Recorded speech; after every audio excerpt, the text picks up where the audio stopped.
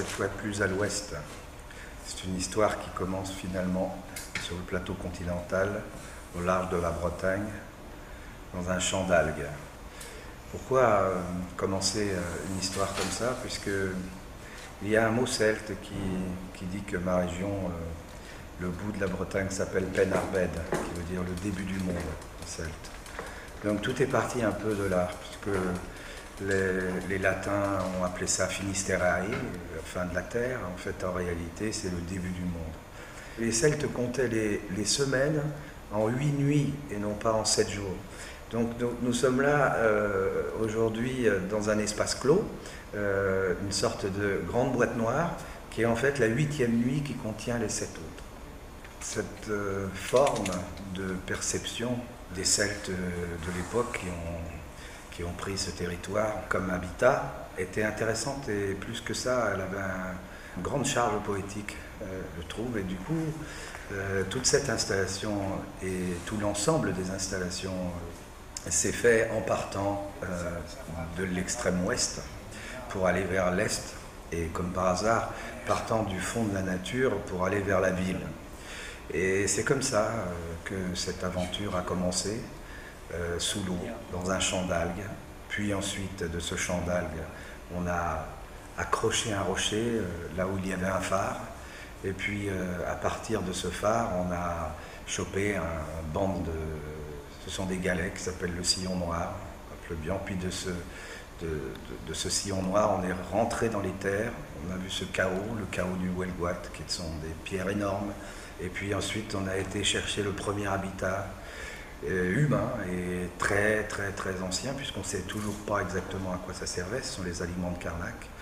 Et puis les aliments de Carnac, on est passé à la ville vraie, on est passé devant les médias, et particulièrement le Radôme de Ploemeur-Bodou. Et de ce Radôme, on est passé à Rennes, un petit peu comme un cirque. On a fait des installations de 3 jours, et puis on a comme ça suivi le cours des espaces et des objets que je viens de décrire.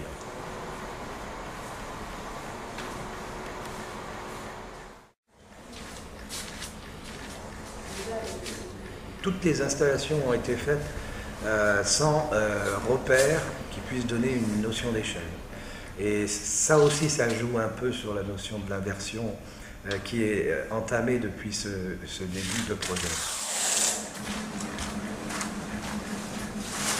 Ces mises en lumière qui commencent au crépuscule et qui finissent à l'aube, puisque chaque nuit, particulièrement la nuit où tout était installé vraiment et où on pouvait avoir libre cours à notre captation, l'idée était d'avoir, comment dirais-je, toutes les facettes de la nuit, quoi, du cœur de la nuit, et comment la lumière artificielle peut révéler des formes et des histoires à ces objets, surtout quand on n'y met pas un humain, une échelle quelconque, une voiture. Il n'y avait pas d'échelle dans aucune de ces installations.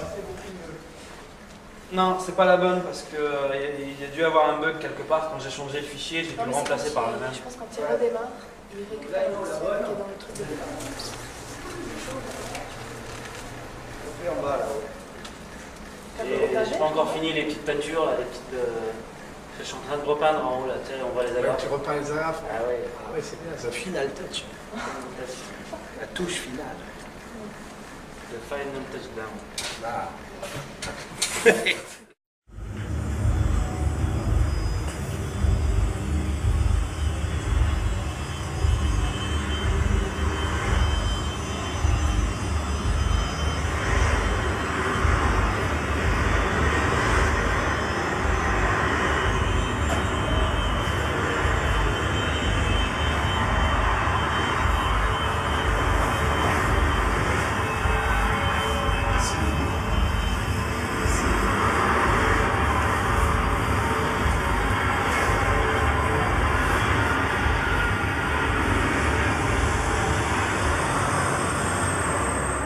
On a repris de la matière, ce que j'appellerais moi la matière-lumière, c'est-à-dire ce ne sont pas des images figuratives à proprement parler. Les images figuratives, on les a eues au moment où on a fait les installations in situ. On a pu vraiment modeler finalement la matière-lumière avec ce premier outil qui est la matière-lumière, cette forme particulière de lumière qui est déjà captée par un appareil, comme une caméra ou un appareil photo, puis ensuite passer ça dans des machines pour que ces machines restituent encore une lumière, et cette lumière on les a posées, on les a incrustées, on les a projetées de différentes façons sur 7 écrans différents.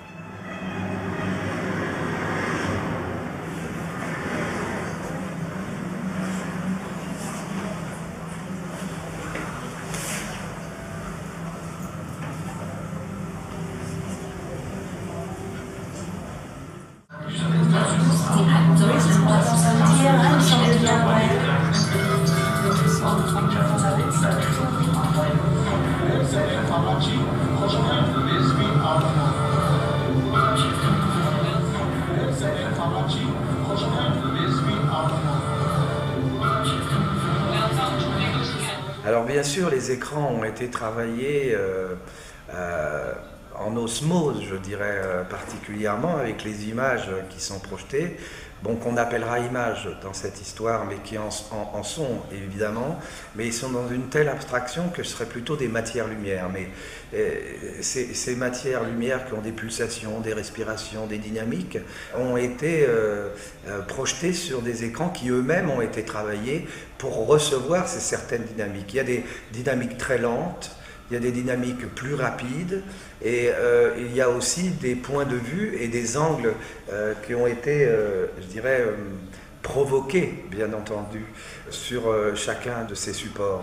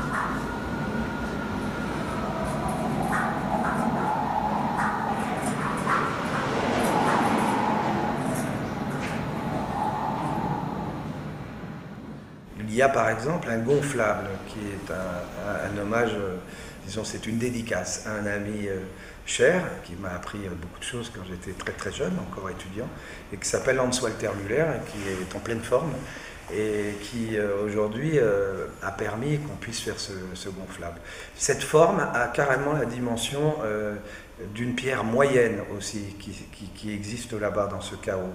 Alors c'est pour ça que la petite salle où il y a un film qui retrace les installations, le montage, montre justement souvent l'échelle des lieux. Et c'était pour moi important aussi qu'on connaisse, voilà, j'ai pas à faire de secret de quelle est la, entre guillemets, combine ou magie, voilà. Je peux, comme le prestidigitateur, montrer comment je fais sortir le lapin du chapeau.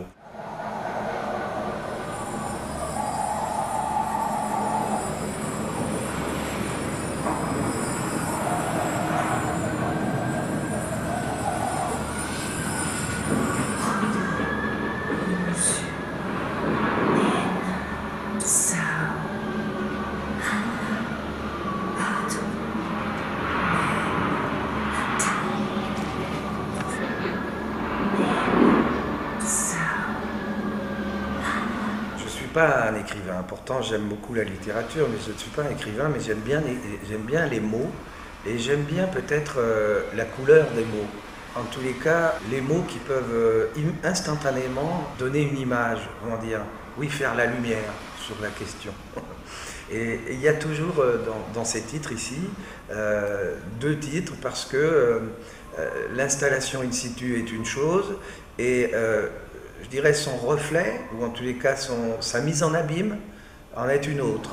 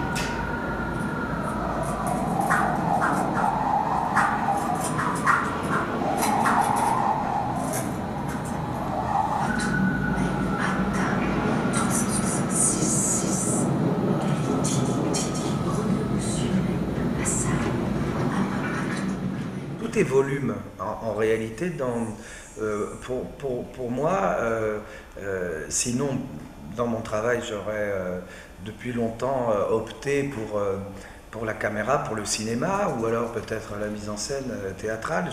Ce qui m'intéresse, ça me plaît beaucoup, le cinéma, bien entendu, et d'ailleurs j'ai toujours gardé des traces de mes installations éphémères pour qu'il y ait plus que des traces. Ces installations sont des sculptures dans lesquelles on peut se promener. Parfois, on peut y pénétrer carrément. Parfois, on peut se les prendre en biais, en diagonale, vu du dessus. Enfin, il y a vraiment tout un cheminement, quoi, un parcours, j'oserais dire géopoétique, qui existait déjà dans l'installation sur place. Hein. Les alignements de Carnac, on pouvait en tourner autour autant que les lumières tournaient autour des pierres. C'était de toute façon pas quelque chose à voir de façon frontale.